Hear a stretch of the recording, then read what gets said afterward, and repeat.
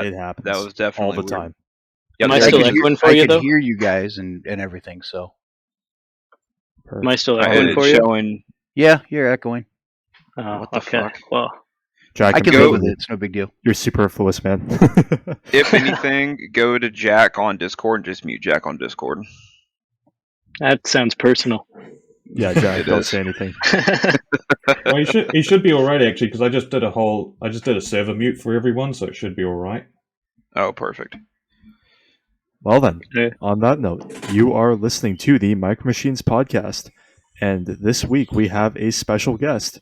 Shall we do some introductions? We shall. I think so.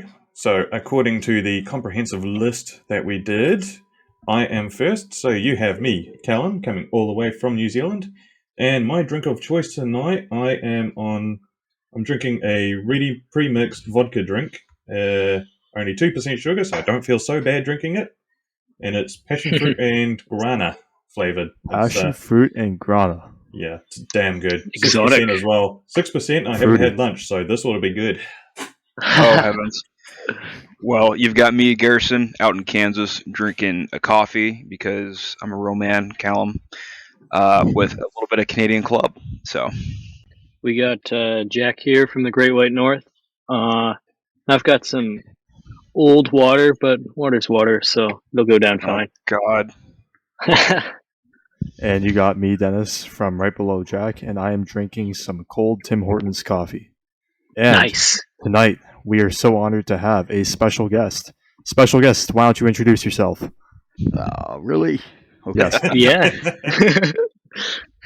My name is Jeff Hearn. I'm the owner of Scale Colors SC3D printed track sets, and my drink for this evening is a tall glass of Balvenie Doublewood 12-year.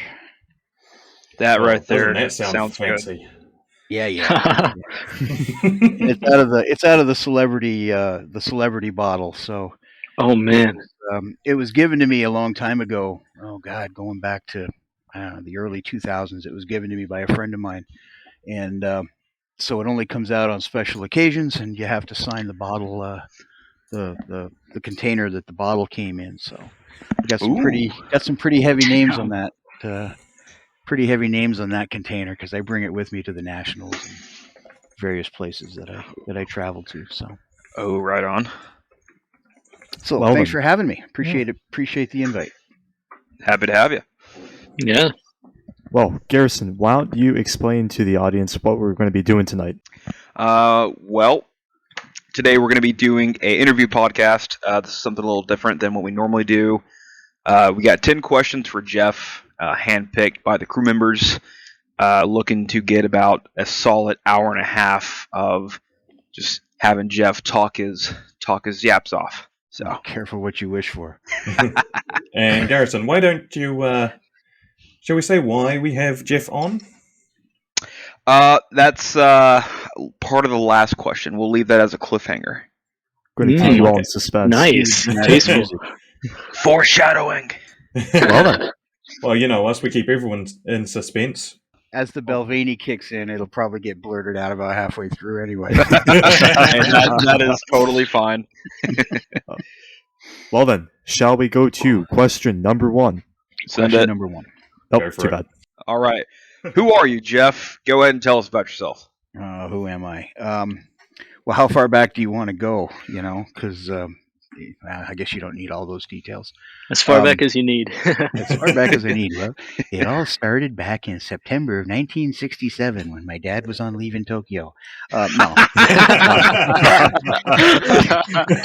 There you go. That's The actually nitty and the gritty. Let's get it. It's actually the truth, but no, I was I'm an Army brat, and I was born and raised in upstate New York on an Indian reservation right on the U.S.-Canadian border.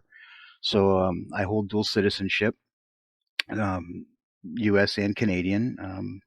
I left the reservation at a young age because I kind of knew that it wasn't going to be the sort of lifestyle that I wanted to live, and bounced around a little bit. Failed out of college, joined the Army, ran around with them for quite a while, and then met this girl and got married, and God, 1,001 different things. Decided a few years ago, I had been in a pretty bad car accident, and decided that I had worked for other people long enough, and it was time to work for myself. And part of it was the fact that I couldn't string together 40 hours a week of quality time for myself. How the hell was I going to give 40 hours a week to an employer?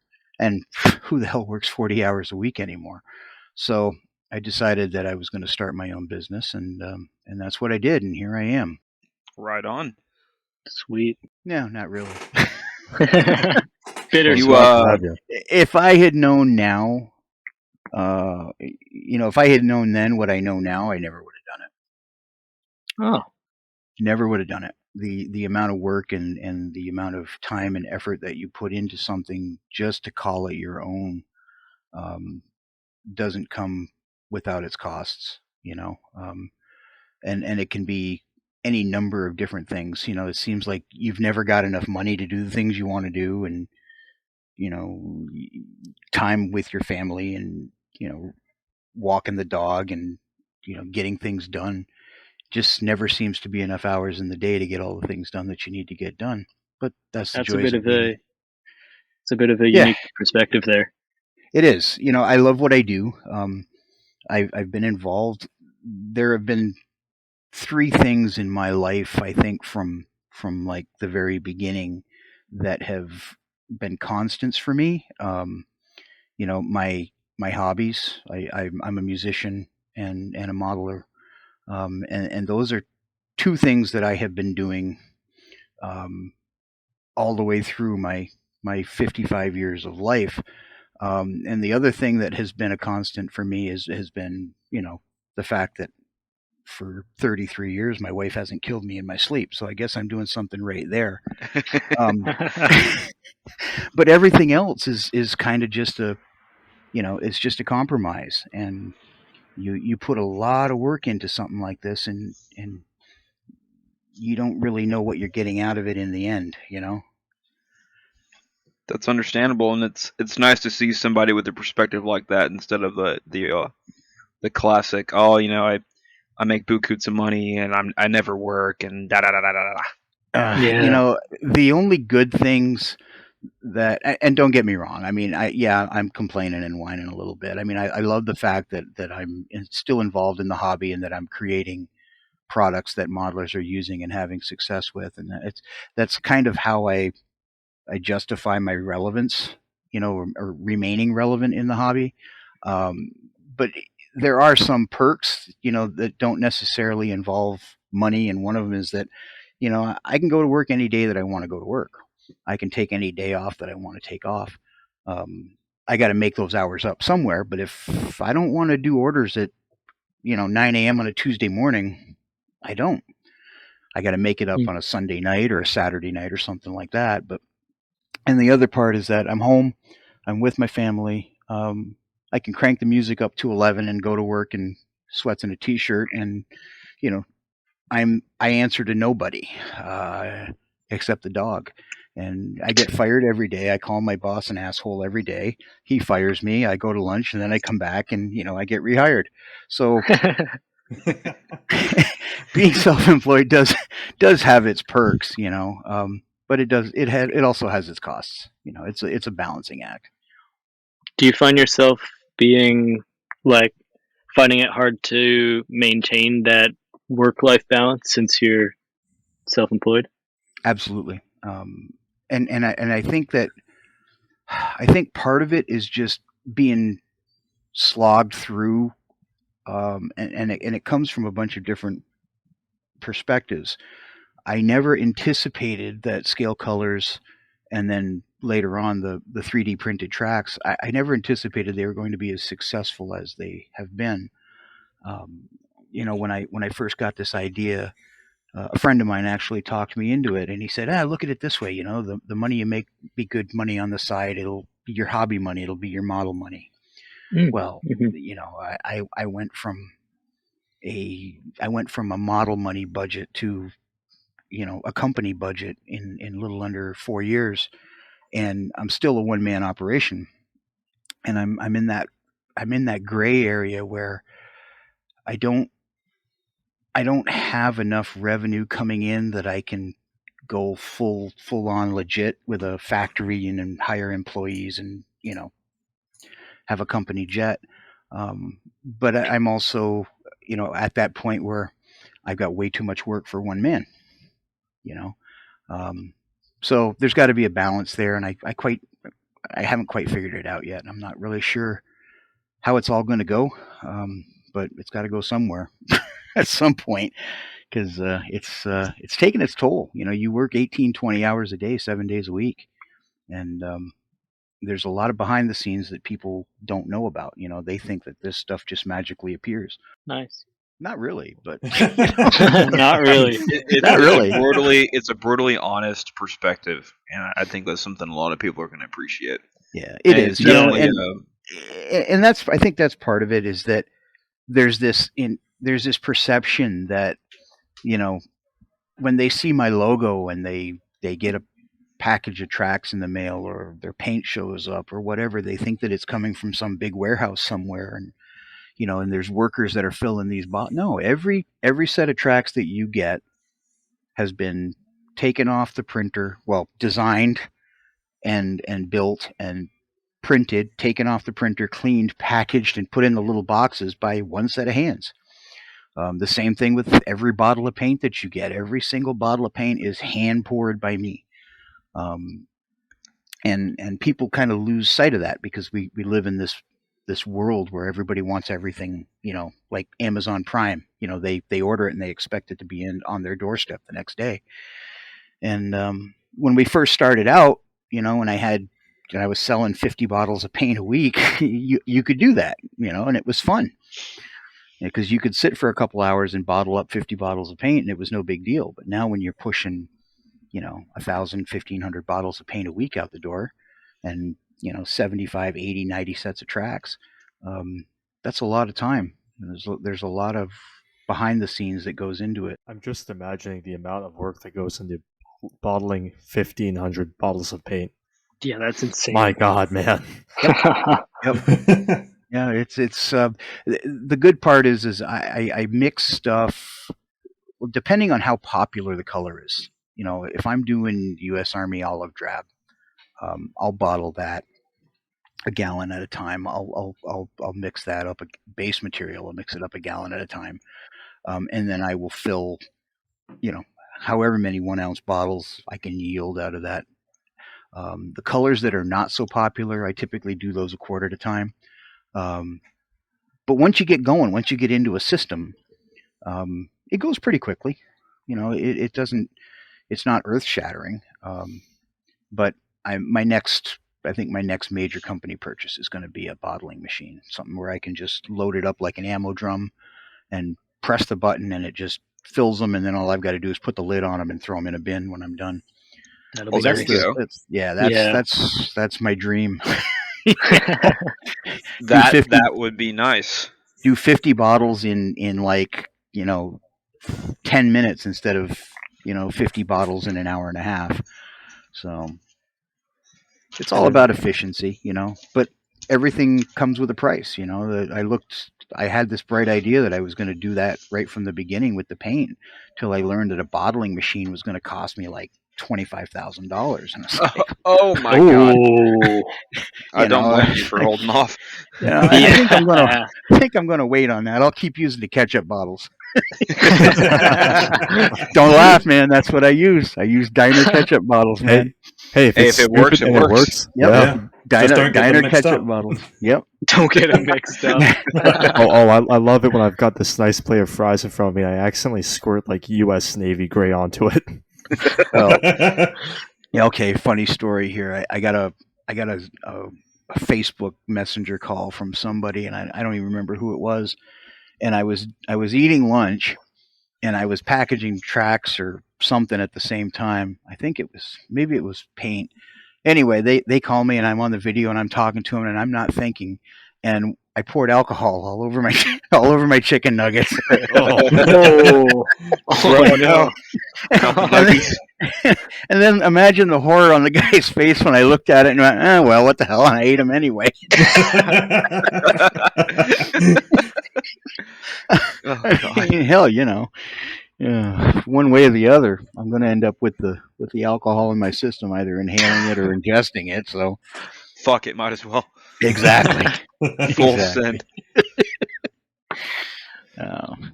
Well, shall we go on to next question? Can I Yeah. ask it? I'll ask it. Go for it. No. So, Jeff, just what is Scale Colors and how did it come about? How did you decide you're going to do this? It was kind of a perfect storm of opportunity Boom, boom, boom. and yeah, dun dun dun, cue the dramatic music.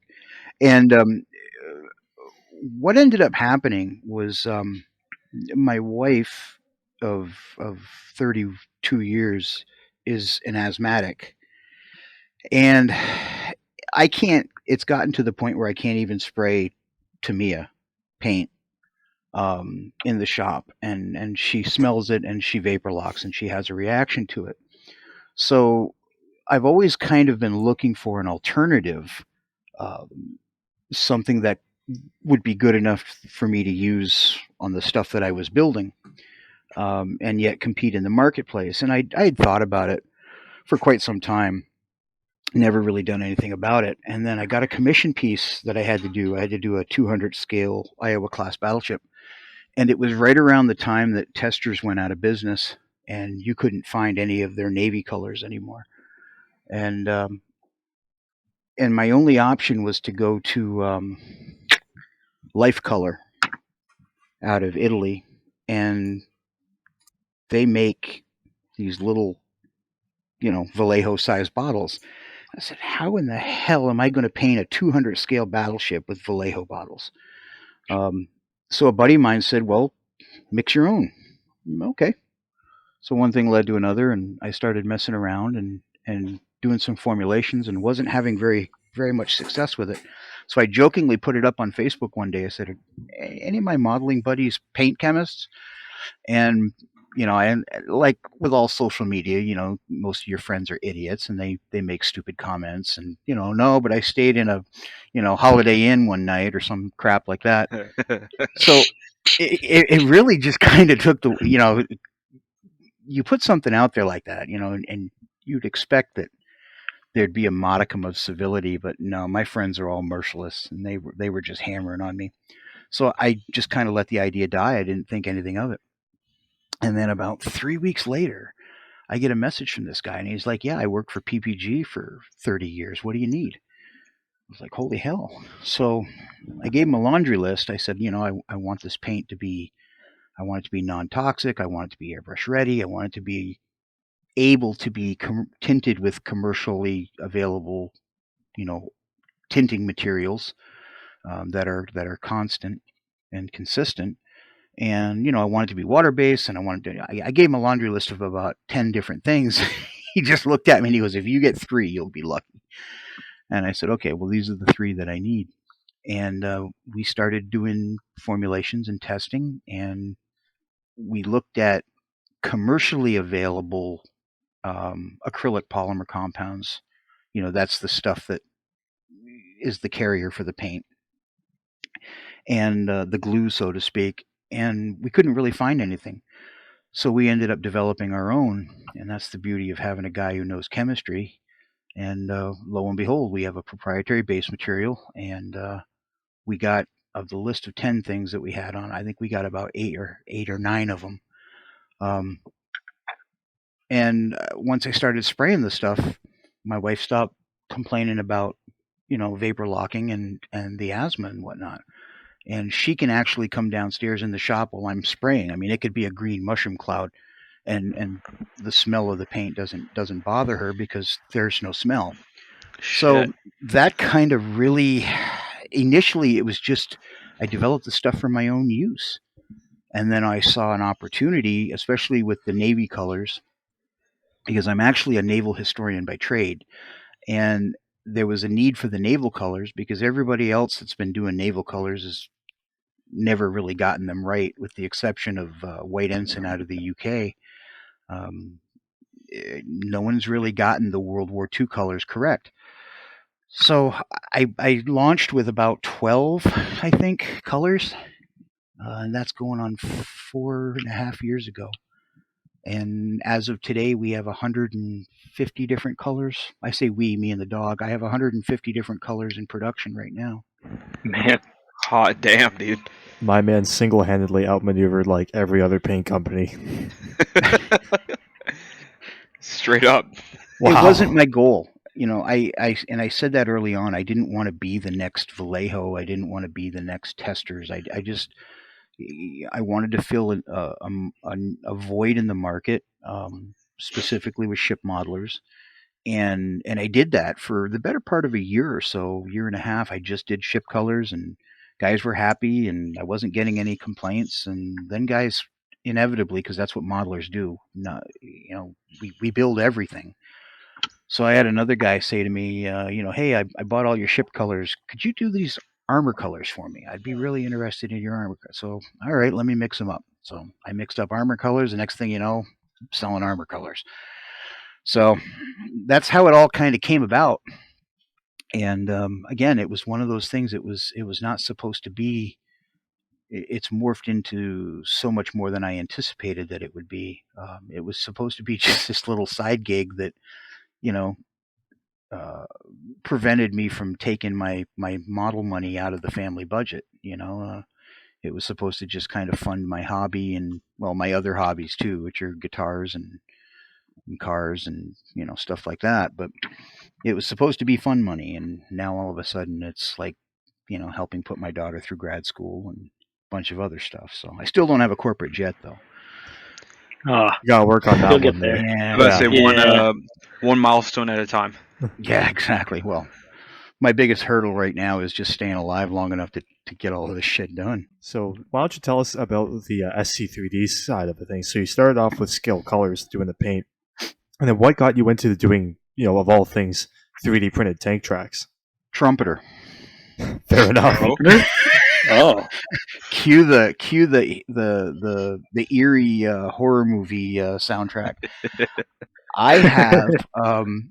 I have sitting up on the shelf a Tamiya Geschutzwagen, the 17 centimeter, that big self-propelled gun that only made it to the prototype stage.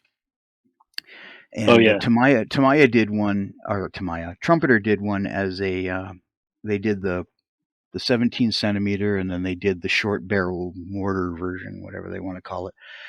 And I thought it was just cool as hell, so I picked one up, and I'm going through the building phase, and they give you these horrible rubber band tracks. In fact, I think I actually keep them floating around the shop just as a reminder of why I'm doing all of this. I look at those tracks and I'm like, yes, that's why I do what I do, because they suck so bad. And I put the tracks on, and the tracks are supposed to be 100 and something links, 102 links, and the rubber tracks, I needed 110, and they just didn't fit, and I broke off the drive sprocket. I was raging mad. So then I screwed up even further and decided I'm going to use the Tamiya Lincoln length, or not those gluable individual link tracks for the King Tiger. I said, oh, those will work. Yeah, and that turned into even a bigger nightmare. And finally, I'm sitting there one day and I went, holy shit, I have a 3D printer sitting on a shelf. And it never even occurred to me to do tank tracks. I had been doing ship parts for a commission model that I've been working on. And all of a sudden I just said, well, hell, if I can design 3D anti-aircraft guns for ship models, I can design a set of tracks for this piece of shit. So that's exactly what I did, and they came out looking spectacularly. And next thing I know, my friends are like, "Oh, can you do a set of this for me? Can you do a set of no?" And then the next thing you know, I'm doing track sets. I don't know. I've got like 30, 34, 35 track sets, and it's only been a year. Fuck. Damn. Yeah, I have no life, guys. I have no life. I have no life. But part of it was Freewell's decision to sell direct, and their stuff became a lot more difficult to obtain. And when I started this, there were no other companies doing it. And again, hindsight's 2020. Had I known that all of these other companies were going to pop up within months of me starting, T-Rex especially. I mean, he's the 800-pound gorilla in the room when it comes to 3D printed tracks. Had I known that all these guys were going to jump in, I probably wouldn't have done it. I probably would have just stuck with ship parts, warship parts and fittings. But here I am, and you guys have been involved in the design of my latest set of tracks, just from the feedback and stuff that I've been getting from you guys. So you've had a first-hand opportunity to see what actually goes into it. Foreshadowing. Dun, dun, dun. Dun dun dun. Yeah, it is pretty great to see like how you design them and the process that goes into it. It's quite enlightening on how much work actually goes through. Everyone kind of just goes, "Oh, why don't you just do this?" And between you and me, I hate it when people just say, "Oh, just do," because no one really, that kind of just like minimalizes just the how much work and effort it takes to do stuff. So it's good to see from start to finish just how long it takes, what goes into it, all the testing, prototypes, all of that. It's quite enlightening to watch.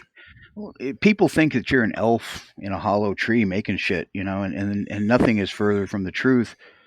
Wait, you don't have pointy ears? Well, I got a pointy head, but I don't have pointy ears.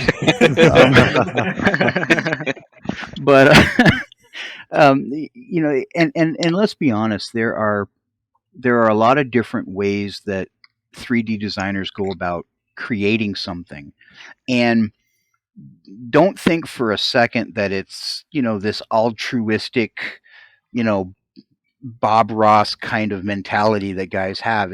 There's three ways that you can come up with an end product. You can 3D scan an existing piece of equipment, say a track link, which is what I did for this latest track link. I don't know if you guys want to announce it or not. It's up to you. But this latest track set that I'm working on, I scanned an original 1:1 scale track link. I 3D scanned it, then I ran it into Fusion and cleaned it all up and turned it into a working miniature. That's one way of doing it. The other way of doing it is to either 3D scan or take measurements off an existing kit part and basically replicate a track link from a kit. I've done that a few times. Taken link and length or taken rubber band tracks and dissected them, cut it into a single link, and then use the measurements from that to actually create another link. And then you turn that into a solid object and you make it functional. And then the third way is to build something literally from scratch. I call it the Lego method because you're literally putting blocks and you're working with basic shapes and molding them into the shape of a track link or whatever it is that you're building, and that requires a lot of you got to have your research material and you got to have line drawings and stuff like that. So that's kind of the third way of doing it. But yeah, people think that you just automatically press a button and out comes a set of tracks, and there's just, like everything else, there's just so much more to it behind the scenes. And I'm still learning. I mean, I knew absolutely nothing about this stuff a year and a half ago. Absolutely nothing. And I had that same mindset that, well, hell, I'm just going to buy a 3D printer and just make everything from here on out. No, that was a baseball bat to the head.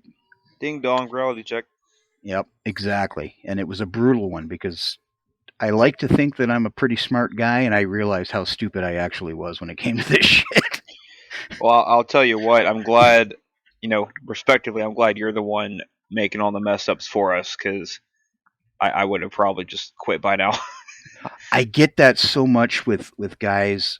Um, I get a lot of guys that want access to my files and things like that. Hey, dude, can I have your files for your Tiger tracks? Because I wanna print my own Tiger tracks. And I'm like, well, either buy a set from me or design your own, or go on Cults 3D and download somebody else's Tiger tracks that you're gonna buy them. You're gonna pay for them. Because hey, this is kind of my livelihood here, and if I give you a set of if I give you the files, you're never ever ever going to buy another set of tracks, Tiger tracks, from me ever again, because you have the ability to print as many as you want. And people lose sight of that because it's a hobby for them. They have a hard time rationalizing that it's actually a livelihood for someone else. That's how I make my living. It's how I pay my mortgage and buy groceries. I do that by creating products for the hobby. Well, I tell you what, you've got to be doing somewhat good with this inflation going on. It's killing me. Everyone's supposed Sorry, to laugh that at was yeah, that was a Balvenie moment right there. Oh, single Fucker, malt you should have scotch. laughed. Single malt scotch went up my nose. I can't laugh, Garrison. My discounts are going down. No, the part of it is when the general response, and again, I'm going to preface this by saying I don't know shit about how to run a business. My premise is that your income has to exceed your expenses, and if that happens, you're doing okay. Um, the problem that I have is that inflation is kicking everybody's ass, but people have less discretionary income. They don't have a lot more. They got a lot less model money than they've had in the past. So they're not spending gobs of money on tracks and paint and things like that. They're kind of rationing their budget. A lot of manufacturers will simply raise the prices to offset, and I tend to want to double down. That's why I'm going after volume. I haven't raised prices in 5 years. My Holy shit. initial price when I started the paint was $4.99 a bottle 5 years ago, and Holy, it's still $4.99 a bottle now for an ounce of paint. And when you look at going back to the old days, I mean, even an old bottle of like Flocool, you're looking at $5 or $6 for a 1 ounce bottle of Flocool paint. And that was a point where okay, I'm making decent money on it, and I'm not gouging the customer, and hopefully he thinks he's getting a value, and it's the fact that it's affordable will maybe draw him in my direction. But again, if you only have just so much money in the budget, and you have to decide whether you're going to buy groceries or buy a set of tracks for your tank, that's a pretty obvious choice. So what I do is I the try to fucking make tracks. more stuff. Yeah, well, yeah, there you go. Problem solved. Boom, bada bing. Order now. Operators are standing by. But I've tried. What I've tried to do is actually double down and take a different approach. In that, if I've only got 12 bottles of paint, and then I know that X number of people are going to buy one of those 12 colors. So rather than increasing the price to make more money, I have more SKUs. I have more colors to appeal to a wider audience. And that's why you see scale colors branching off into armor and aircraft colors.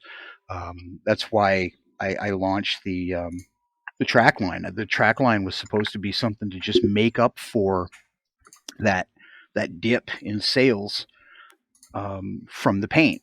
Because I mean, if you put a calendar in front of me, I can tell you, almost to the dollar where those numbers are going to be month to month. I sell practically nothing in January. I sell practically nothing in December. And then I sell, I have a huge spike in August because that takes me to the IPMS National Convention. And, I have tables at the show there. And then you get the aftermath of people, ordering and after seeing me at a show. So I've kind of got it all mapped out, and I thought that the tracks would be a really good kind of filler to kind of level everything out. Well, the tracks are now doing 3 times what the paint's doing, and I have no idea where the hell they're going in terms of numbers. But I can only, I got 8 printers running 24/7, and I can't keep up. That's pretty nuts. You got 8 of them going all at once. That's that's pretty cool. Yeah, and I sent you guys the photo of my actual print shop there, and these are not small printers. These are I've got big ones that are running all the time, and then I've got some of the other printers that are set up for other things like track pins. I have one printer. Every printer has a personality, and I have one printer that if I tell it to print track links, it screws it up and there's failures, and it just doesn't work. It just doesn't like it. If I tell it to print track pins, it'll print track pins all day long, perfect print, never have any problems. So that one printer, all I do is print track pins on it, and it doesn't see anything else. Can't figure it out. Don't understand why, because all of my printers are. I have 2 different brands of printers, and they all do the same thing. They're all identical, but I guess they have personalities of their own. Black magic. Yeah, some sort of voodoo. Maybe I should start mixing Balvenie in with the resin. There you go. It's a good waste of scotch. So I guess one thing I want to briefly touch on is, from the standpoint of, say, making your paint. So what does that process look like? Without giving away your without secrets, divulging the industry secrets. Yeah, without giving away. Unless you feel like you can. I was going to try to come up with some witty analogy of what my paint shop is like, and I was going to say it's probably like a sinking Chinese submarine.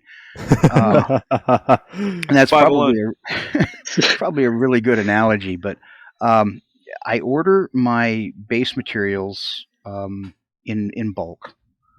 So those come in either 1 gallon, 5 gallon, or 5 gallon, 1 gallon, or 1 quart containers, depending upon what type of base material that I'm actually using. Because specific colors use different pre-tinted base materials. So all of that kind of predicates what colors I have to produce, and that's all based on need and demand and whatnot.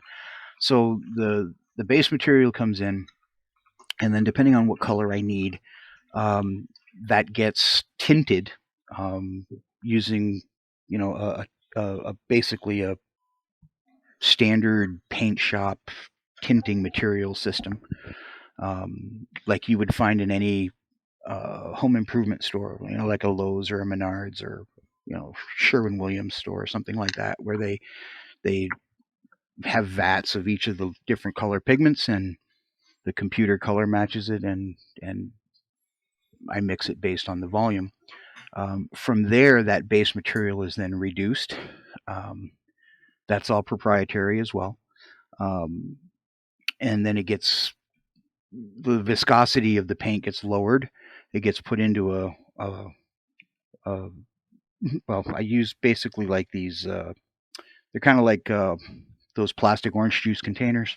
I want to say it's like a glorified milk carton, but it's basically a glorified milk carton.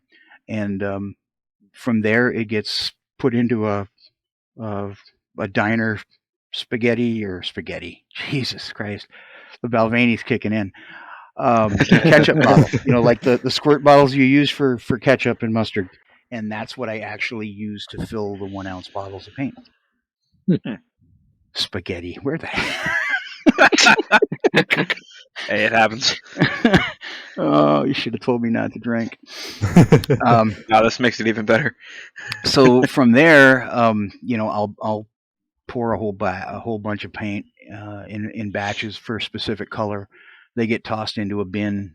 Obviously, they get capped, and then I print the labels. And I literally use standard printer labels, envelope labels, and I've had people kind of complain about that, because the label's not shiny and flashy and metallic. And I said, well, when you finish using the paint bottle, what do you do with it? You throw it out.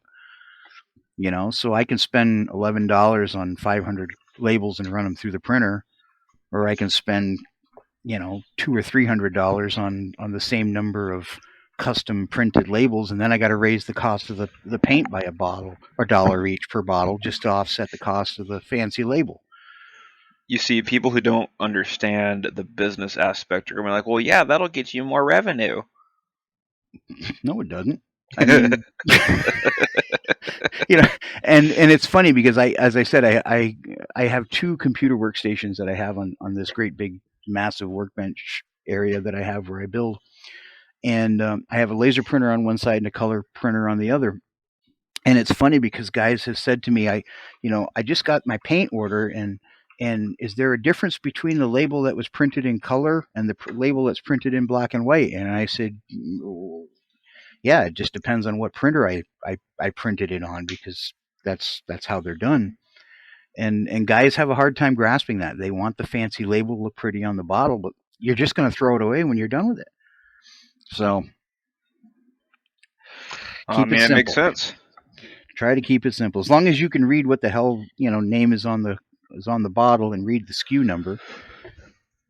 I mean, not only that, but if you think about it, I mean, for me at least, if I get like a bottle of Tamiya paint versus something like yours, it makes me feel good because I'm buying from a smaller company, someone who actually, and don't get me wrong, Tamiya obviously mass produces it. It takes time to do this shit, but you yourself are doing all this.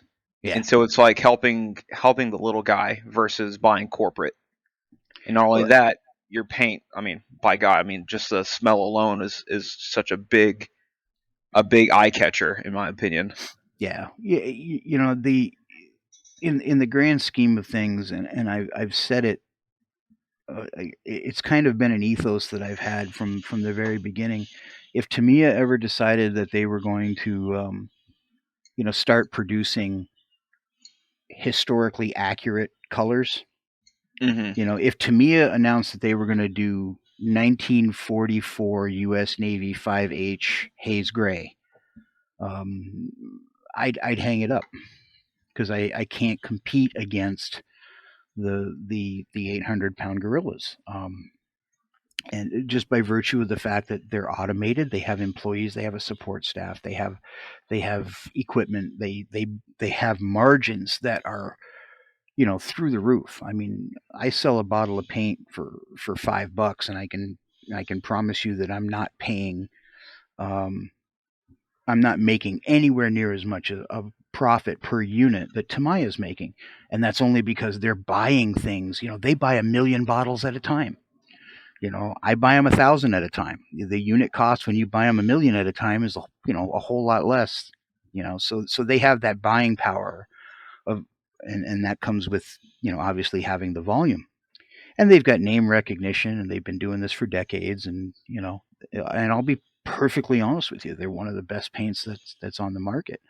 And it's hard to compete against that. So how do you do it? You do the stuff that they're not doing. You don't want to say you're chasing after their scraps, but inevitably, you're doing the stuff that they don't feel is profitable enough for them as a company to do. More than profitable enough for me as an individual to do it, because I don't need to pay employees, and I just need to make enough money to keep the lights on and the doors open and and food on the table. So that's kind of my approach to the whole thing. It's a learning curve. I've screwed up a whole lot more than I've gotten right, but I keep trying. And that's, I guess that's about all I can expect. Well, on that note, speaking about the different manufacturers, I thought we should ask, what is your favorite model brand to build and why? Oh, oof. Well, it's going to be a multi-tiered answer, because I build everything. I build ships, I build aircraft, I build armor, I build everything. With equal enthusiasm across the board, I think.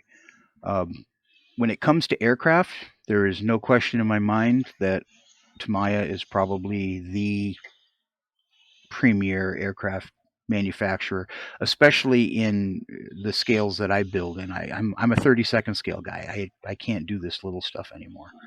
So I like these great big monstrous table occupying models in 32nd scale.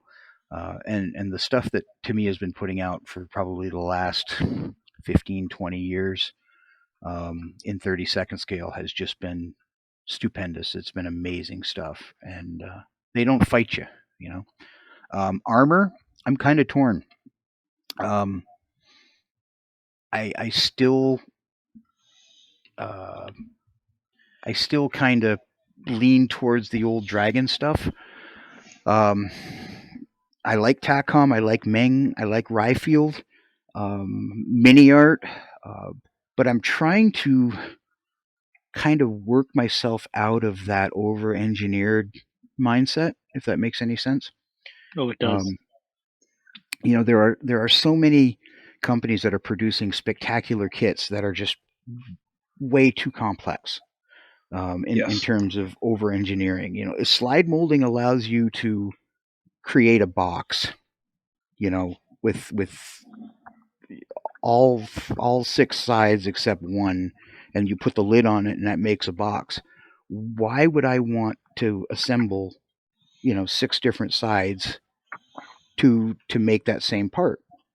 Um, Suspension arms and you know, things like that, where each suspension arm on a tank has, you know, 10 different parts before you can complete one assembly. No, nobody's going to see it. You know, what's the logic of doing that other than maybe it's the mindset? And I don't know, it could be maybe it's the mindset of the manufacturers that these are supposed to be a challenge, that they're supposed to be like a jigsaw puzzle to get to that end result. I just want to build it and paint it, you know, and get to the fun part. I enjoy the Weathering. building part, withering, and everybody's got their own thing. You know, some guys like to build, and some guys like to just do the painting and the weathering, and you know, and I don't know. I guess it depends on what I'm actually doing. But getting back to, you know, your original question, ships, I'm all over the place. I'm really enjoying some of the Aoshima ships that have come out. Um, some of the Tamiya offerings recently have been really good. Their cruisers have been really nice. Hasegawa has been putting out some really amazing 350th ship kits, and then of course there's Trumpeter with all their big stuff. I've been kind of dabbling in some of their 200 scale stuff. It's pretty amazing. So I'm all over. You know, I'm a very, I guess eclectic would be a good term, but I guess weird is probably more appropriate because I really don't have any. I'm really not married to any one brand or manufacturer.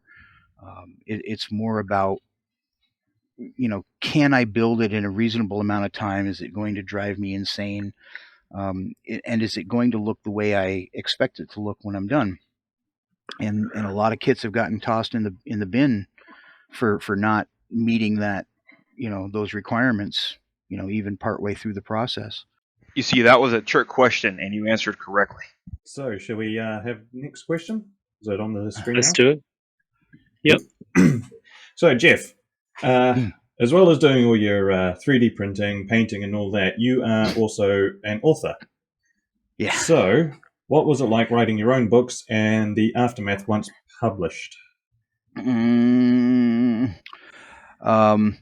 It's been an interesting experience. A long time ago, back in the mid '90s, I was doing some research at the National Archives in Washington D.C., and I stumbled across some information that had previously been undiscovered um, by researchers, and I thought, you know, this would make a foundation for a great book. So I pitched this idea to some friends of mine in the Ship Model Society of Northern New Jersey, where I was living at the time, and one of them said, "Oh, you need to talk to this guy over in Long Island. He's the resident expert. You know, He's also an author. He'll get you going in the right direction.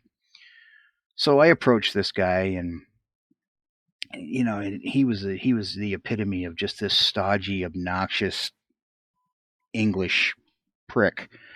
And he said, "It's all rubbish. It's all rubbish. Let me see what you've got there. It's all rubbish." So me, being stupid and naive, said, "Well, here's what I found." And then fucking a year later, he turned it into a book. Asshole. Asshole.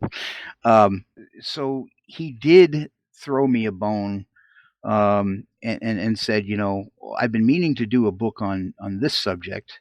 So here's all of my research." So he handed me this box of stuff, and I turned that into my first book in 1997, which was The Warship Perspectives: Fletcher Gearing and Sumner Class Destroyers of World War II. It was it was supposed to be kind of like a super version of like the Squadron Signal books. Not really a design history in the sense that I got into pages and pages of written text, but I wanted it to be photo driven, something that the modeler could use as a reference. And so that book came out in '97, late '97. Didn't do much. Wrote a bunch of articles, did a bunch of internet stuff, a lot of white papers, articles printed in magazines and whatnot.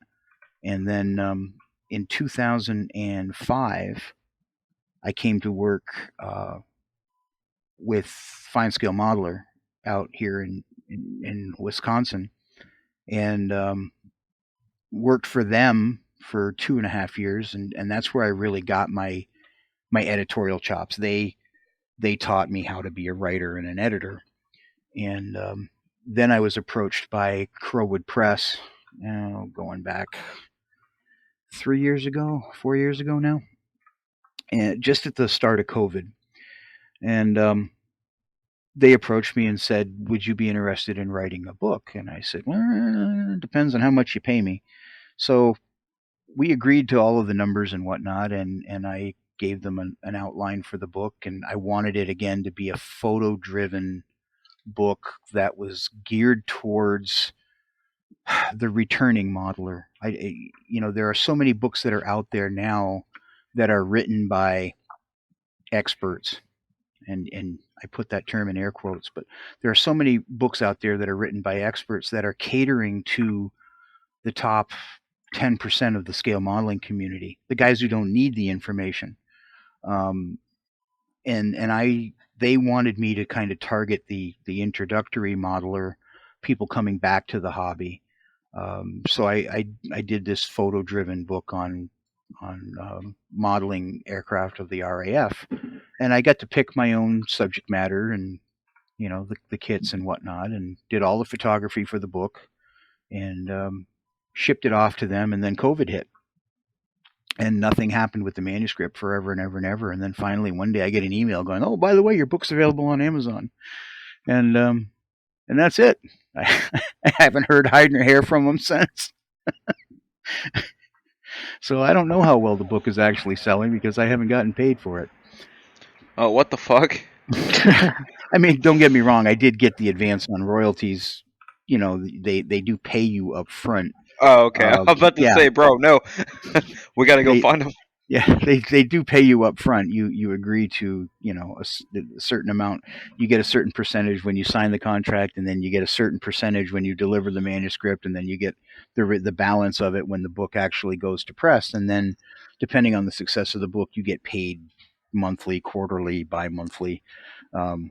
After that, depending on the success of the book. Well, I haven't gotten paid, so I guess the book's not that successful. But I have people bringing it up to me at shows asking me to sign it and crap. So I don't think I'm doing that bad. So I guess I need to look into that. But for me, it's a legacy thing.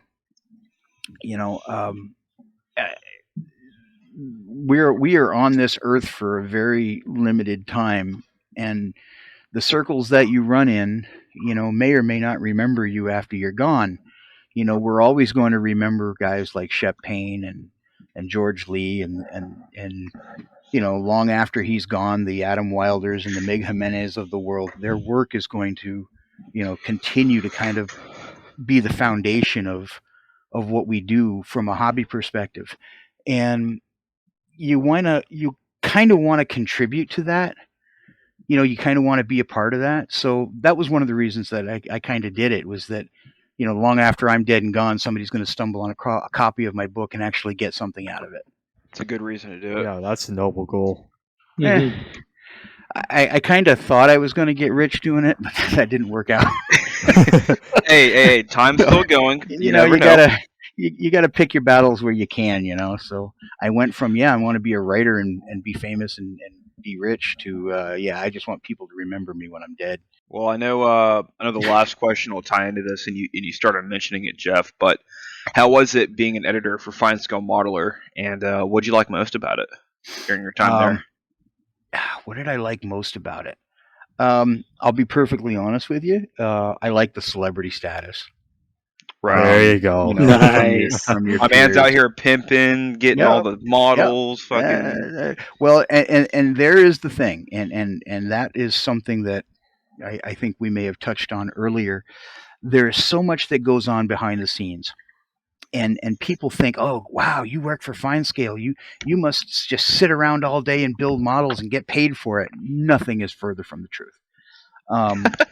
It is like any other 9-to-5 job that you have. Your job is to build a magazine, and the editorial part, the design and the layout of the magazine, and making sure that the content is up to standards and everything else.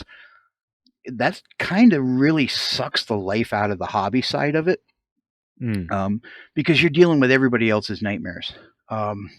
Nobody ever writes a story about a build and says that it was delightful from point A to point B, and he's gonna go on and be altruistic and donate all of his kits to charity and whatnot. No, every story that you read, well, I had a problem with this, or I had a problem with that, I had to fix this was wrong, that was wrong, the landing gear's too tall, the bolt heads on the armor deck are 5/8 and they're supposed to be 9/16. All of these stupid little things. And people think that working for FineScale was this great, awesome thing. And yeah, it was cool. It's cool to say that you worked at the premier model magazine at one point in time. The truth of the matter is, I showed up for work, I got my cup of coffee, I went to my desk, I took really, really bad Polaroid photos and manuscripts that were written in crayon and tried to turn it into something that could be put in the magazine. And that's not far from the truth. I actually had a handwritten manuscript that was half written in colored pencil sent to me, and I had to turn that into the text that appeared in the magazine. So everybody gets these ideas that it's this great, spectacular thing, and yeah, you're surrounded by the models, and you're writing reviews and product reviews and things like that, and you're taking pictures of other people's models. The truth of the matter is, it gets real old real quick, and it just becomes another job. I bet that's kind of a daunting and really unattractive moment when that realization hits. I can liken it to being a gynecologist.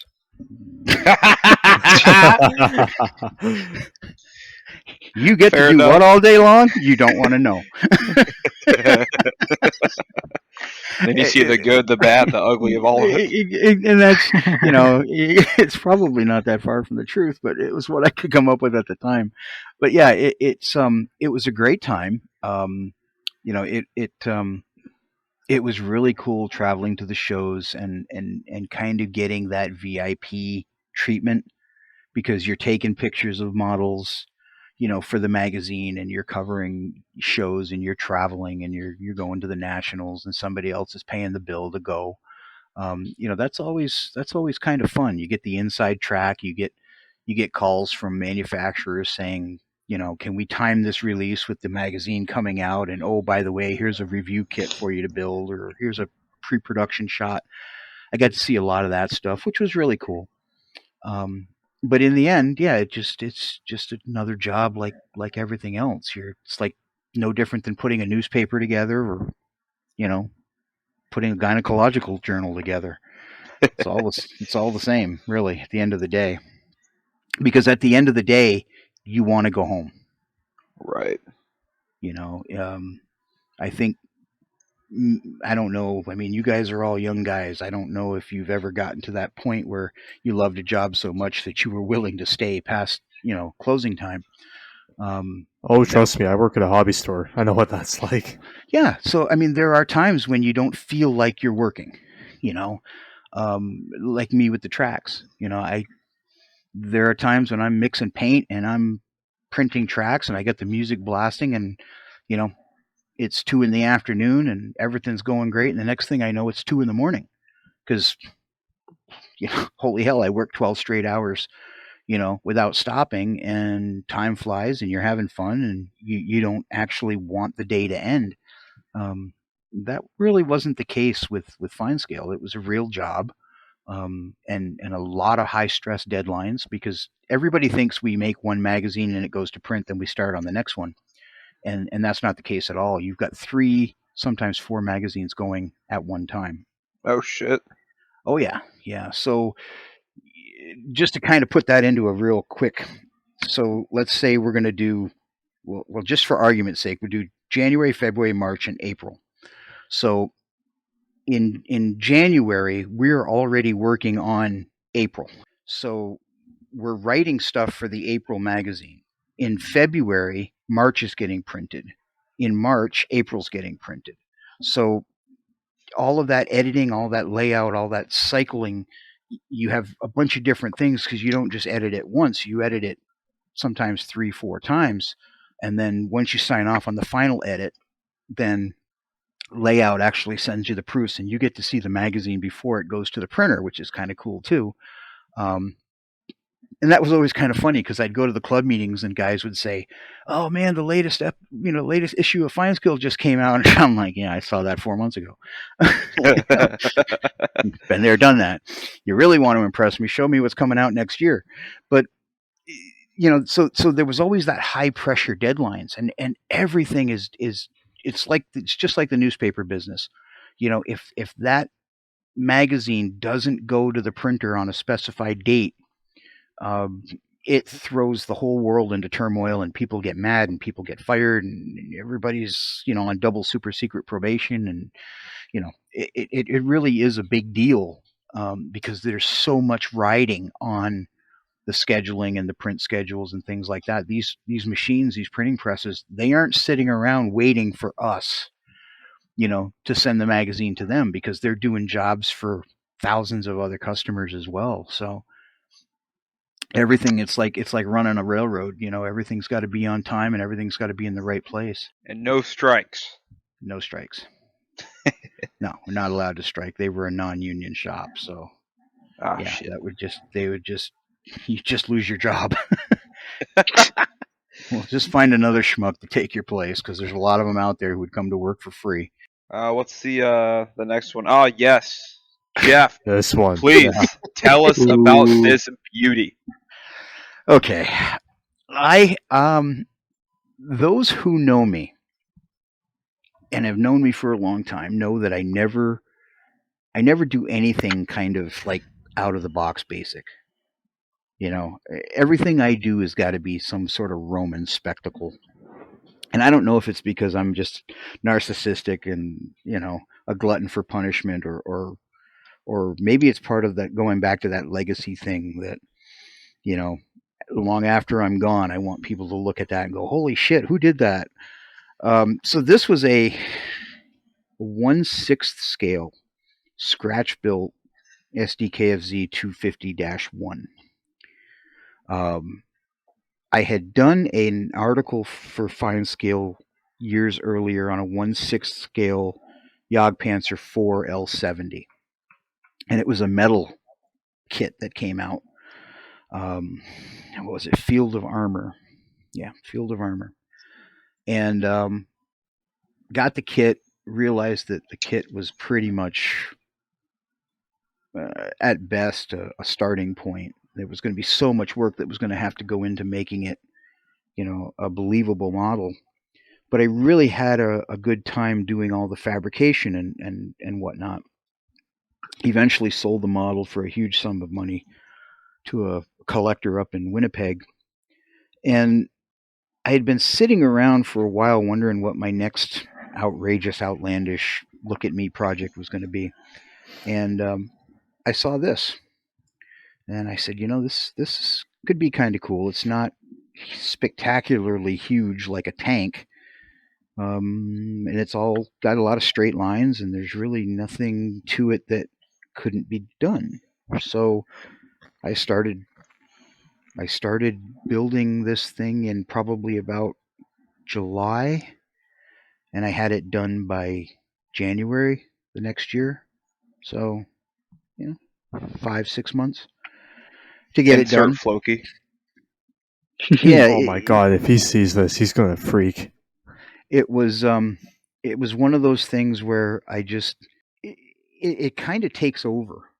I don't know if it's like OCD mixed with ADD or ADHD or whatever. I think it's probably all of the above. But once I got into it, I was like, what can I build? What can I build? What can I scratch build? What's next? And that's where it went. It just kind of took on a life of its own. And then when I finished it, I actually went into this depression because it was done, and I was like, well, shit, I what am I going to do now? So yeah, it's a spectacular model, if I do say so myself. It attracts a lot of attention everywhere Oh, it I bet goes. so. I mean, it's not perfect, by any stretch of the imagination. There are things that are wrong with it. There are a lot of things that I simply didn't have in terms of reference material or research material. So I kind of had to go based on what I had in terms of kits or working off a 35th scale kit or photos or stuff like that. And I chose 1/6 scale just because it's the GI Joe scale, and that allowed me to get all of the extra accessories, the grenades and the helmets and stuff like that kind of fits out the interior of the vehicle. And the fact that Dragon did that flak, the 20 millimeter flak gun in 1/6 scale without the limber, so that was kind of my starting point. Well, Yeah. I'll say it's a very impressive model. When he first sent it, I thought to myself, "Oh, that's a cool toy." And then you're like, "No, I scratch built that." Like, what the fuck? Yeah, yeah. I will confess that it started out as a apparently these were made in Japan or China a number of years ago, and they were highly sought after by the 1/6 scale collector community. I'll call them the Battle Barbie guys. And I had thought about taking one of them because it was a toy. It literally was a toy. I thought about taking one of them and kind of doing it all up and adding my own stuff to it to turn it into a model of of merit. And I managed to get my hands on one, and I looked at it and I said, there, it's like putting lipstick on a pig. There is just no way that I'm going to turn this into it's more work than it is anything. So the only parts that I actually kept from the original GI Joe toy are the 20 millimeter ammo boxes, the front fender, and I think the steering wheel. Everything else is scratch built. The wheels, the front wheels that came on the, I used them on the limber for the gun, and I did new resin, cast resin wheels and cast resin road wheels, and cast my own track links because the track links for this were horrible. So yeah, it just kind of took on a life of its own, and I don't know. There's probably about I'd say probably about 1,200 hours in the half track, Holy fuck. and probably another 250 or 300 hours in the trailer and the AA gun. Um, but again, it's one of those things where if you love what you're doing, it doesn't feel like work. So Right. and it's sitting over there. I mean, I'm sitting here at the monitor, and I look over there, and there it is, sitting on the shelf, gathering dust.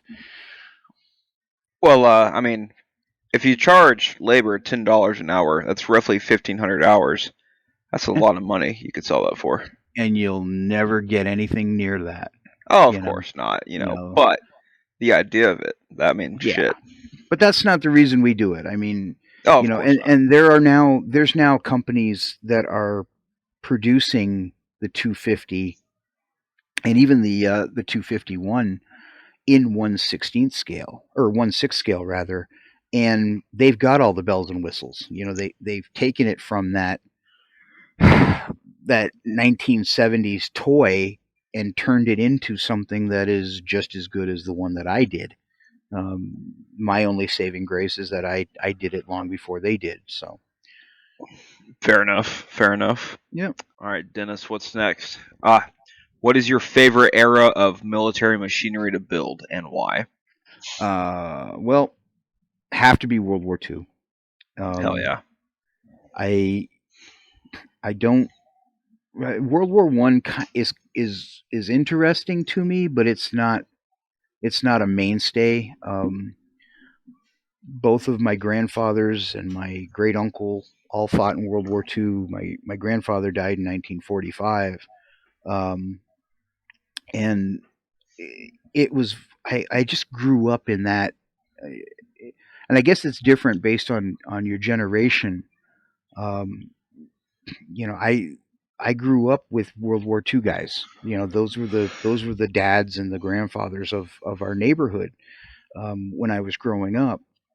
And my dad was a career guy, and he did 3 tours in Vietnam, and I could never really bring myself to do Vietnam era stuff, because the few times that I did when my dad was alive, I could tell it kind of had an impact on him.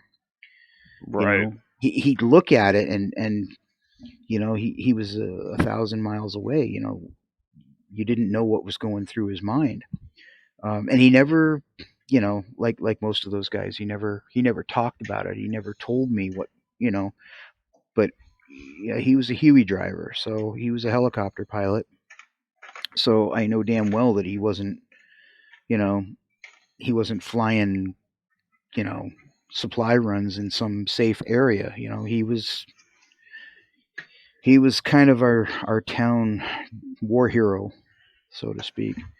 But he never talked about it. He talked about flying the USO girls around, getting assigned to that detail. He I bet told that was me a fun one. he told me stories about flying, cases of booze for colonels and generals and stuff like that. But I never got the true details. And my dad passed away. Well, it was a year ago, just a few days ago.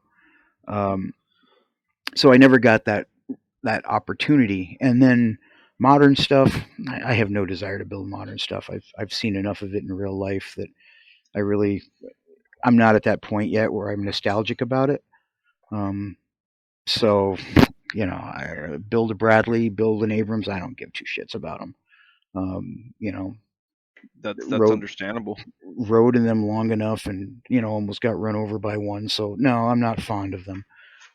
There may come a point in my life where that changes, but for right now, it's not that big of a deal for me. So I tend to focus on World War II just because there's so much out there. I have noticed that lately I've been kind of delving into a lot of the Cold War stuff. Hell yeah. This project that I've been working on in conjunction with you guys has kind of sparked that a little bit. So I'm breaking out the TACOM and the mini art and the Tamiya kits, and I'm doing my prototypes off those to make sure they fit those kits and whatnot. And it's kind of like, that's really kind of cool. I mean, yeah, it's green, but it's kind of cool. What can I do to it? Where can I take it? What can I do to make it unique? So that's kind of the mindset that I have with a lot of this stuff. But I just build whatever motivates me at the moment. Fair enough. The beauty of having a shop the size of mine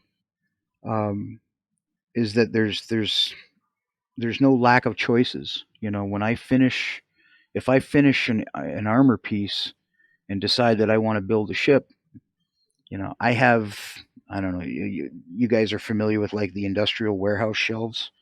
Oh yeah, yep. Yeah, I have 7 of those full of kits. Oh my heavens! You have your own hobby store. No, just 7. open your own Oh my hobby store. God. Yeah, Yes. well, I probably could, yeah, and they're all set up according to there's armor over there, and there's aircraft over there, and there's ships over there, and then there's some sci-fi stuff, and I build 35th scale armor, I build 32nd scale aircraft, and I build 350th and 200 scale ships. So everything is big. I as much as I love to do little tiny stuff, 700 scale ships or 48 scale armor, 72nd scale armor, I just can't see that shit anymore. So I build the big stuff. So yeah, it's I just build whatever suits my mood at the time, and a lot of times I go from, I jump all over the place. One project will be a ship, and then I'll get tired of ships, and the next I'll go on an armor binge, and I'll build 3 or 4 armor pieces, and then I'll get sick of armor and build a couple aircraft, and then then I get really stupid, and I'll pull a Formula One car or a Gundam or something like that, sci-fi piece out of the stash, and build that just as a change. Right on. Yeah. All right, let's see. Could you give us a brief outlook without giving away too many details of what's the future of scale colors, you think?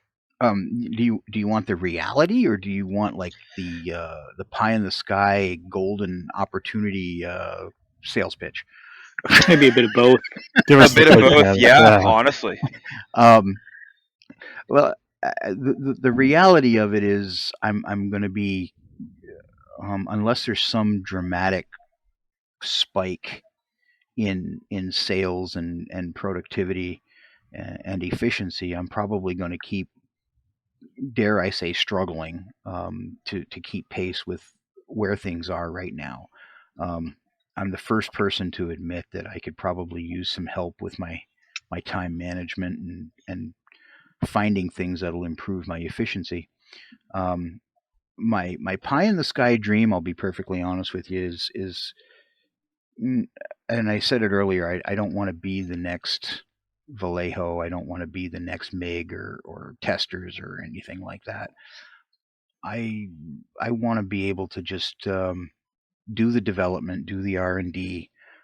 I love the engineering part of designing the tracks and prototyping and things like that, but I hate running the printers. I love doing the color research and the mixing data for the paints. I hate bottling.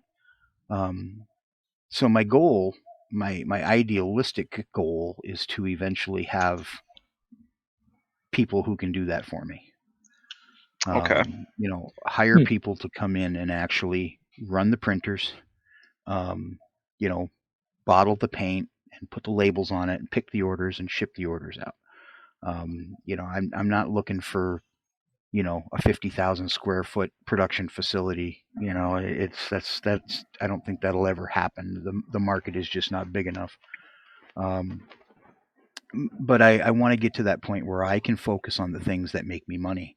And the things that make me money is the development and the R&D part and the production of new products. And then, that's the fun part for me. That's where I kind of get my kicks. I love sitting down at the computer and designing something and then, putting it on the kit and it fits.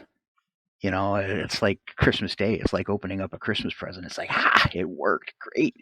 And then I look at it and go, okay, well, shit, now it's done. Now I got to print 400 of them and put them in boxes, and it's like, oh, this sucks, and that has been the process, like over and over and over again. I'll release something new and I'm all excited about it, and then it starts to sell and I'm like, oh shit, now I got to produce these things. So that's the downside. fair. That's the downside, but that's the part of running a business in the hobby. When people think that you have this, you're doing it because you love the hobby, or whatever the case is, and I do, but it's for my own reasons, and I have to differentiate between how much of this is hobby and how much of this is actually business. And I think my customer base is kind of in tune with that. I think they get it. They know that business is business, and my friends too. I've got modeling friends who will come over and they'll be like, "Hey, I need a bottle of flat black paint," and I'll go over to the bin because I have this great big. Well, if you've ever been like in an auto parts store, that they have those bins with all the nuts and bolts in them. You can buy that's what I have for my paint bottles. So Oh, God. I'll go over and I'll just, there's flat black, and I'll just, throw a bottle of paint at them. Oh, no, I got to pay you for this. No, you don't. Yes, I do. Why? Because it's a business. Well, yeah, you're my friend, but I'm not going to put, I'm not going to loan you money to buy groceries either. So take the money for the paint. So there is that, and it works both ways. You want to be able to do all of these great things and contribute to the hobby, and have people be excited about your stuff, but you also realize that there's money that goes into that, on the front end. I have to buy printers, I have to buy resin, I have to buy bottles and base material and all of this stuff. And in the grand scheme of things, yeah, you're paying $5 for a bottle of paint, but the reality is I'm not making $5 on it. Right. I'm paying the bills, but I haven't drawn a real paycheck in 5 years, because everything gets put back into the business, or it gets put into the budget to keep the lights on and the internet on and the cell phones paid and college tuition and all of those other things. That's kind of the hard part, is that you wake up in the morning and you go, why am I doing this? There's supposed to be $1 million in the account by now, and a private jet and company car and all this other shit, and here I am having peanut butter and jelly for lunch. But A PB&J smack. No There you go. disrespect on my sandwich. But the truth of the matter is, I'm not putting up with anybody else's bullshit. I'm not giving my heart and soul to a company that doesn't necessarily care about me. Because they always say your job posting will hit the papers before your obituary does. So, and I was at that point where, I'll be perfectly honest with you, I've become really cynical, especially after the car accident, when I kind of realized that, I'm not indestructible and I'm not 20 something years old anymore. And life is too short. Time is too short to fart around and screw around with stuff that doesn't matter. And I've become very cynical about it. And why should I, give up the best part of my life, or the best, portion of my life, to somebody else, when I could be, doing it on my own terms. And that was the whole reason I did it. More power That's a to damn you good for that. reason. Yeah. Yeah, I think we lose sight of that. It's funny. Hobbyists take the serious shit and they throw it out the window, and then they lose their minds over the petty crap. Rivet counters. Yeah. I've seen guys like literally get into fist fights in the parking lot over model kit.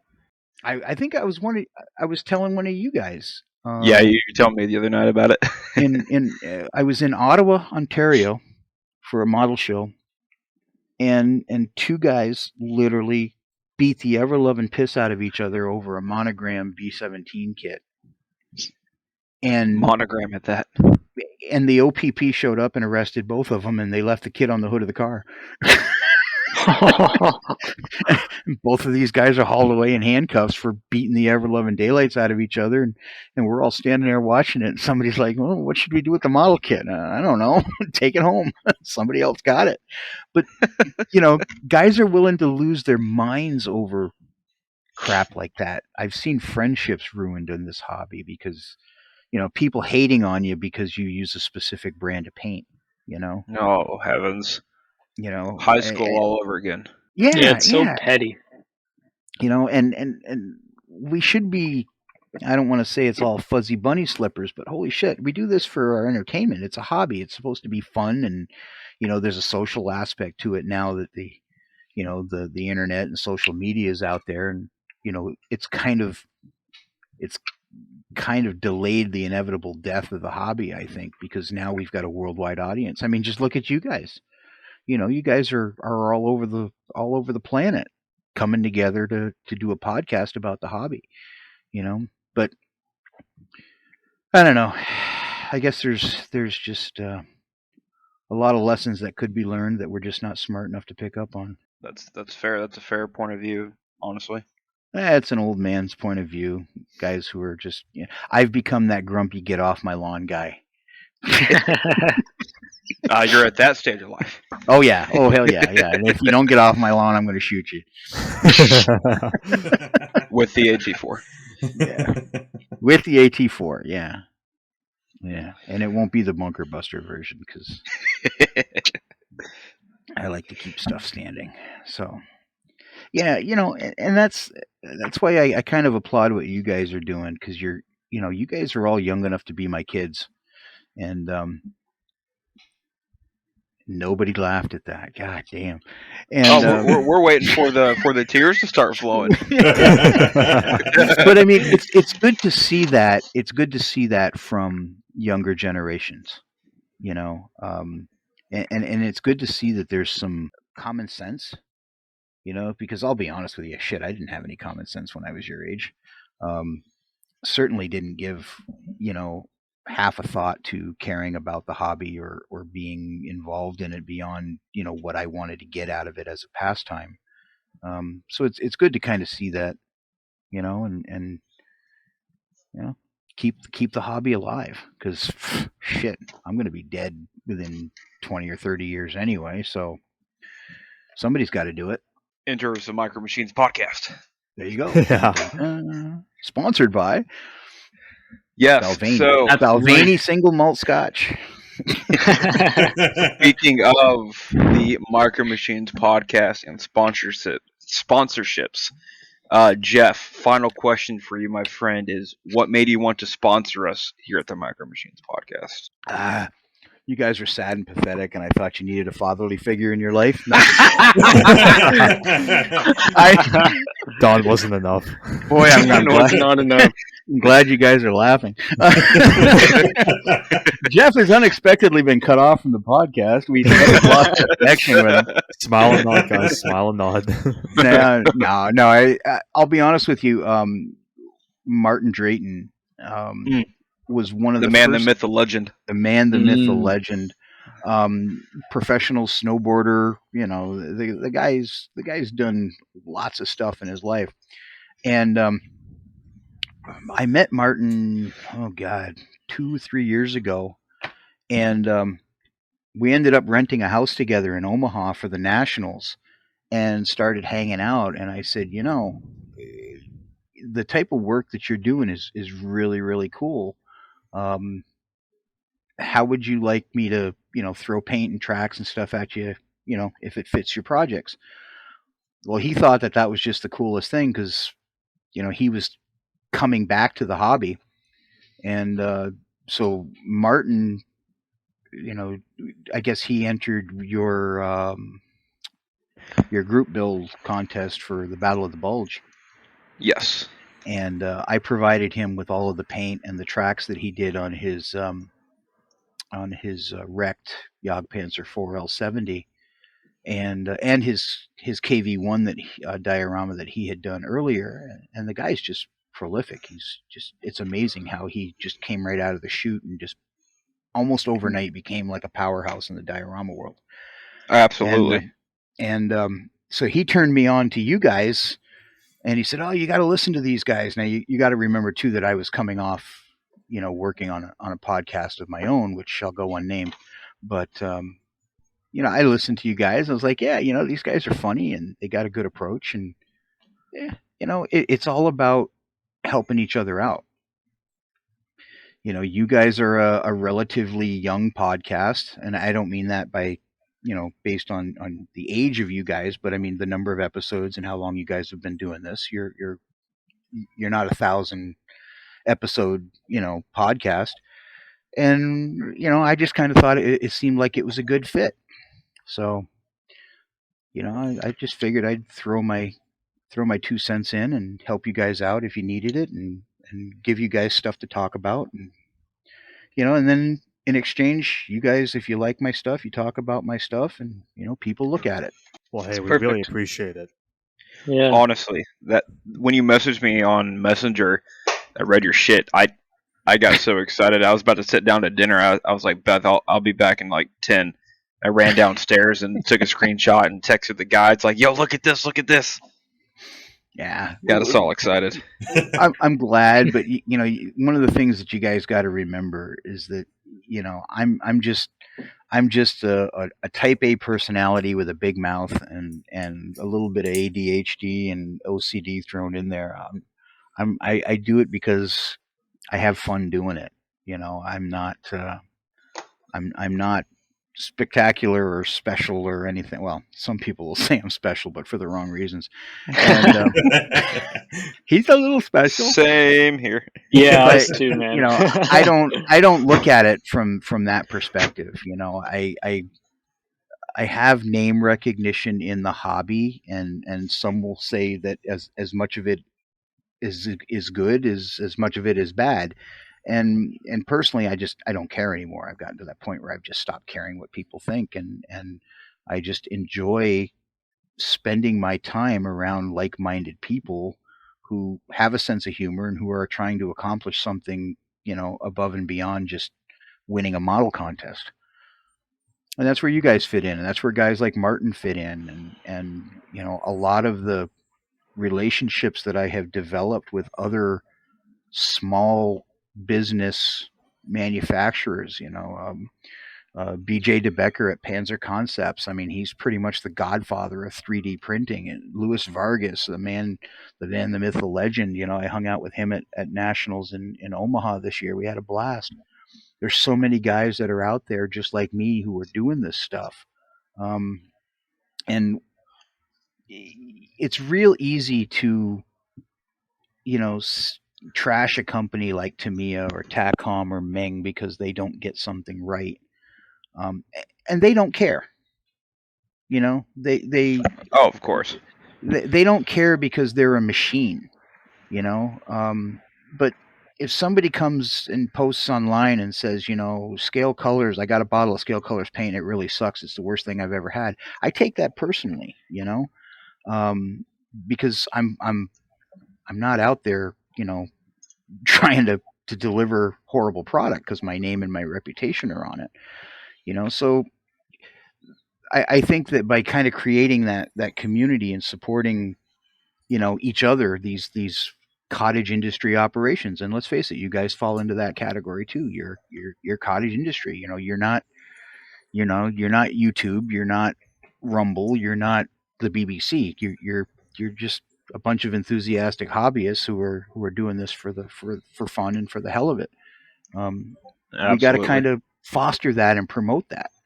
Well, I'll tell you what. I think I'm speaking on behalf of the whole podcast here. We greatly appreciate it. I mean, I know you talk not so highly of yourself because you've been doing this for so long, but looking at it from our point of view, I mean, this is such a big milestone, not only for our podcast, but like just ourselves, as a friend group too. I mean, we've all, not including Ezra and Val because they're not here tonight, but we've been going almost a whole year now. Yeah, like actually, And we celebrate it's been a 1 while. year in what, a month? Yeah, about just a month. about a month. Yeah. And from the first episode all of us did together, and even the one they did before I got on, to tonight, where each of us where we're at in our personal lives, because we're not just podcasts, dudes who hop on and do podcasts. We're friends. We talk throughout the week. We do hangouts, all this other stuff. We play games. Mhm. Like, I consider these some of my best friends, and that may sound weird to some people, Nope, absolutely get it. and it's just this. It's almost like Cloud9 being able to look back at almost a year ago and seeing where we've come in the podcast and our personal modeling. I guess you can call it career. I don't know what you'd call that, but it's like a breath of fresh air. Because yeah, I'll just put it that. It is. I think at least pre-internet days,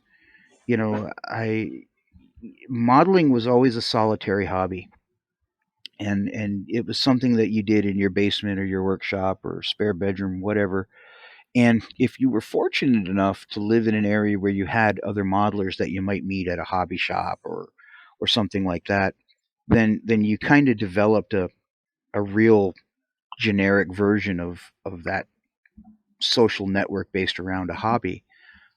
But I mean, social media is going to be the downfall of civilization, I think.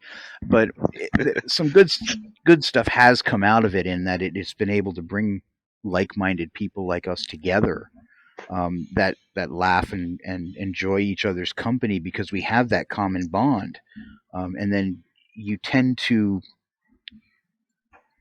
I guess you tend to get more involved with those people as time progresses, and as you said, they become some of your best friends, and some of my absolute best friends are people that I have never shook their hands in person because they're on the other side of the planet.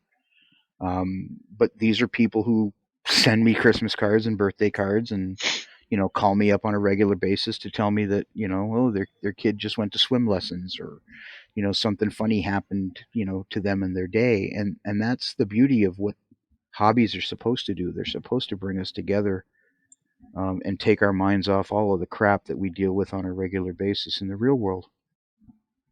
And you guys are doing a hell of a good job on that. You can see that in the just the flow and the way you guys banter back and forth. It's a very relaxed environment, and we need more of that. Thank you so much. Yeah, that means a lot, man. Yeah. So what else we got? We've got an intermission.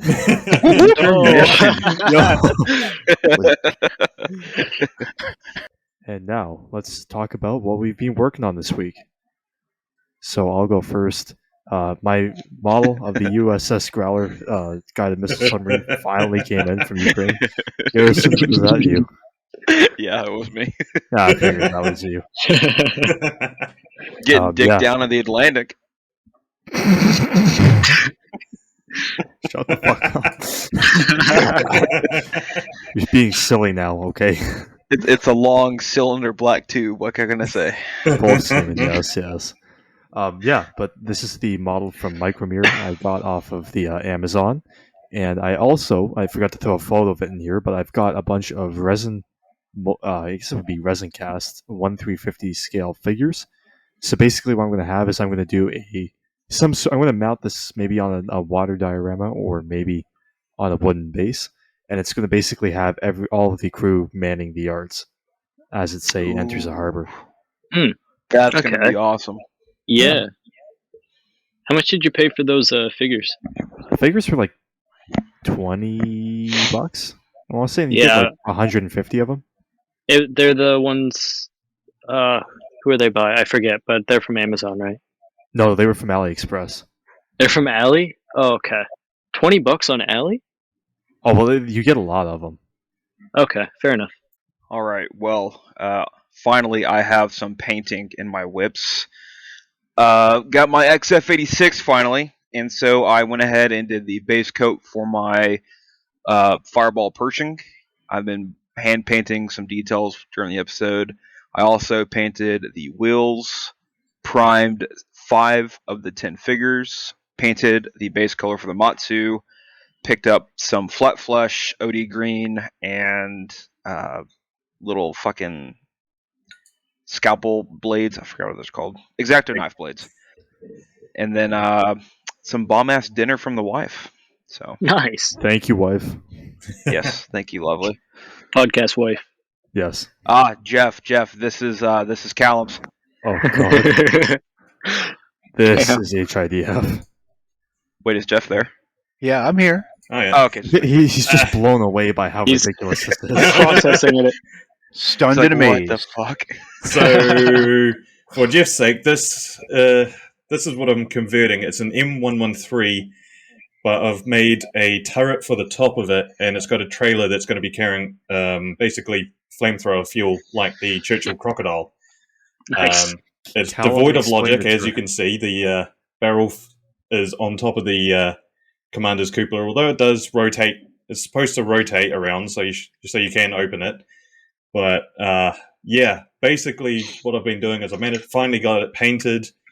I put a layer of hull red to act as the zinc chromate primer underneath, and then put a whole lot of chipping fluid over it, and then two different tones of olive drab, and then I just chipped the buggery out of it. I really went to town on it to try and get it really chipped. And then just today, I've been going through with a very, very, very fine paintbrush and some metallic grey, and just adding some extra chips to act as the aluminium underneath. So, yeah, Callum, for the sake of our audience, what does this thing do? Sick of burns everyone. pretty well.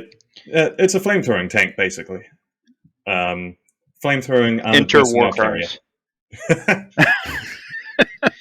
Geneva Yeah. suggestion. God damn it! Yeah. Write that on the side. Oh my God! Yes, please. That's not a bad idea. Yeah. Yeah, you should name it the Geneva Convention. Callum Dunn made the M113 Wasp. Good Yeah. job, Oh man. God. Yeah.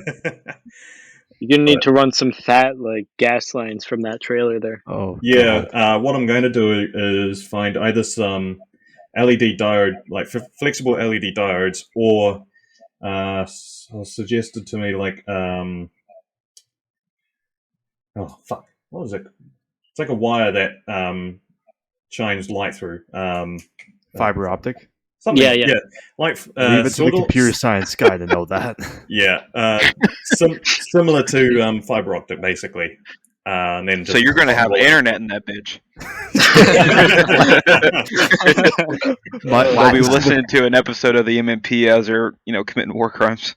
That's the This only is way to the, listen to this it is is the- to be flaming. This is the 5G that they were trying to warn you about. But yeah, so it's just yeah, it's a horribly ugly thing, but at the same time, I love it. Beautiful. You have to do this on at least a vignette, dude. I Oh am. yeah, 100%. I'm going to be building a bunker to sit in front of it that's been blasted. So yeah, You Oh better God, I can't wait. you better have like a bunch of little red pandas in the trailer too.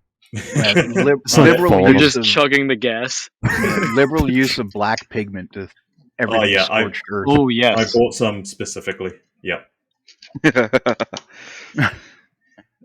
yeah, All right. Well, going towards the end of our episode today, our current group build going on is the Cold War group build. Started February 1st, ending June 1st.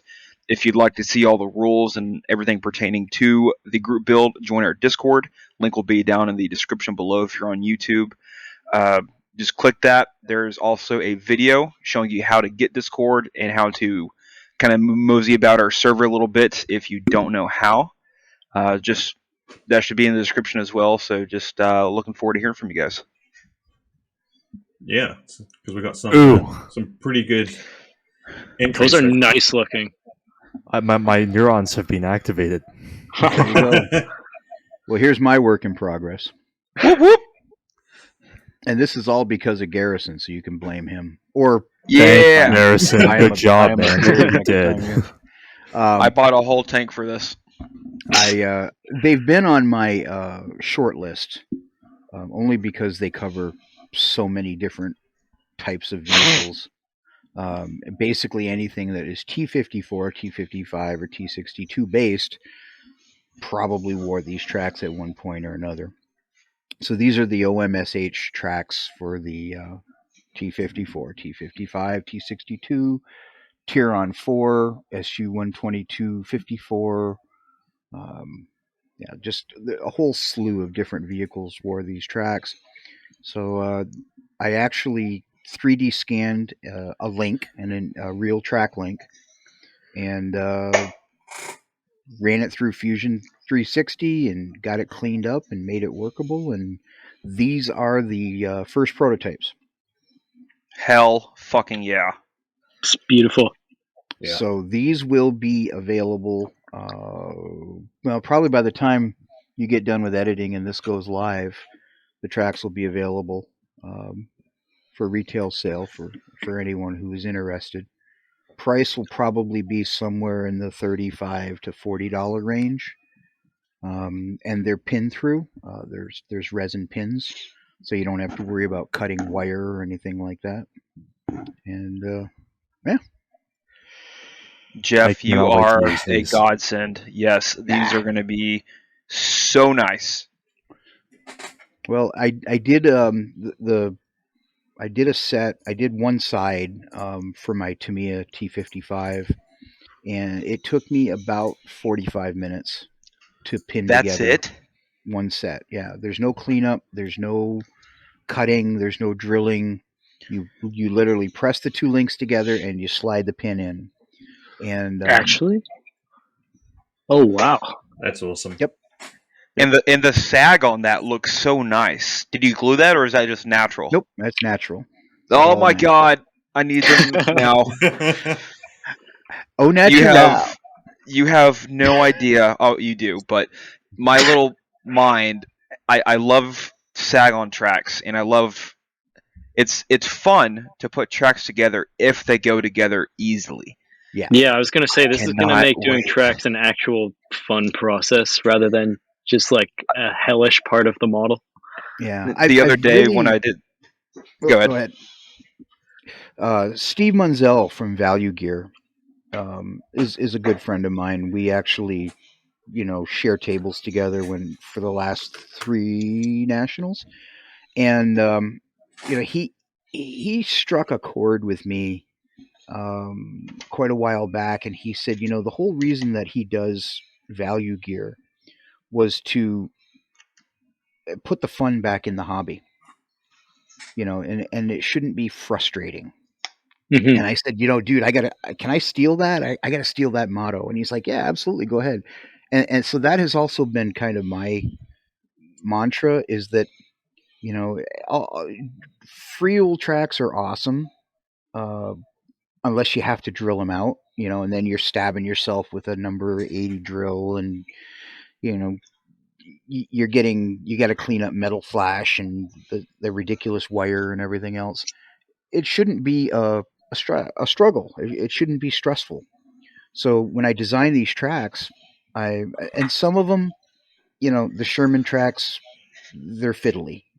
Just by their design, they're fiddly. But the KV tracks and the Tiger tracks, the Panther tracks, the T55 tracks, they're all designed to just literally go together. You can do a whole set in an hour. Once you get going and you get moving on them. Some of them are more fiddly than others, and just by virtue of their design. But the stuff that I'm focusing on, because that's what I want to do.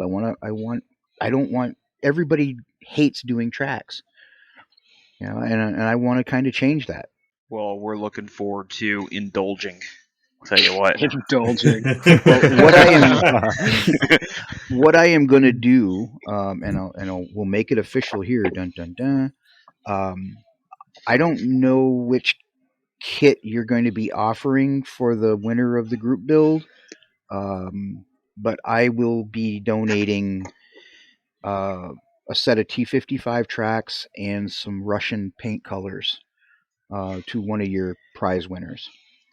Wow. Awesome. Thank is That's you. going to awesome. be amazing. And all of a sudden, like the stakes for this group build just went up 1,000%. They did. They sure did. Yeah, it's all good. I enjoy doing it. So there you go. That's my Absolutely. work in progress. Wow. Love it. Gentlemen, I we think did that an was a episode. podcast. That was a we got podcast. one more It slide. was. Dennis, Oh. one more slide. Yes. There we go. Come on, he's supporting us. We have to Come shout on, him out. I- So we'd just like to shout out our Patreon supporter, Paul Gallagher, My boy of the Paul. Pinju Let's supporter go. here. Just a heads up, guys. Like, he needs some friends in there. It's only either $1, $3, $5 a month. Don't be a tight ass. Come and support us. If you enjoy can our hear stuff. the most ridiculous stuff that we're not allowed to share on YouTube. Oh yeah, that's where you get the good Oh, yeah. stuff that I have to edit out. Mainly Garrison. Hi. But either way, come on Patreon. Thanks a lot, Paul. You're a legend, mate. Yeah, Dennis, do it. Well, Jeff, I want to say on behalf of the podcast, thank you so much for agreeing to come on and spend some time with us. You have been listening and watching to the Micro Machines podcast, and we will return next week. We All right. will. Bye, everyone. See ya. Bye. See you guys.